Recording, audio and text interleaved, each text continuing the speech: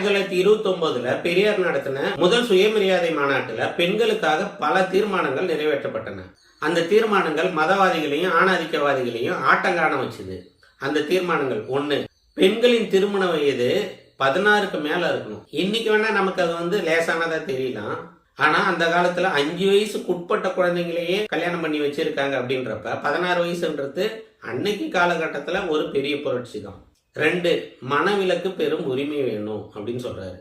கணவனும் மனைவியும் சேர்ந்து வாழறப்ப அவங்களுக்குள்ள ஏதாவது பிரச்சனை வந்தா அவங்க 2 பேரும் சுமூகமா மனவிலக்கு வாங்கிக்கிட்டு பிடிக்கலையா டைவர்ஸ் வாங்கின்னு வேற ஒரு வாழ்க்கையை தேடி போலாம் அப்படின்றது தான் பெரியாரு தீர்மானமா நிறைவேற்றினார். 3, இதுதான் ரொம்ப முக்கியமான தீர்மானம். விதவைகள் மறுமணம் செஞ்சுக்கலாம் அப்படின்னு சொல்லிட்டு அந்த காலத்து ஆளுங்களுக்கு அதிர்ச்சி தர்ற ஒரு தீர்மானத்தை நிறைவேற்றினாரு. விதவைகள் காலம் பூரா வீட்டுக்குள்ளேயே அடங்கி இருக்க தேவையில்ல, அவங்க இன்னொரு திருமணம் பண்ணிக்கிட்டு இன்னொரு வாழ்க்கையை வாழலாம் அப்படின்றதுதான் தீர்மானமா பெரியார் நிறைவேற்ற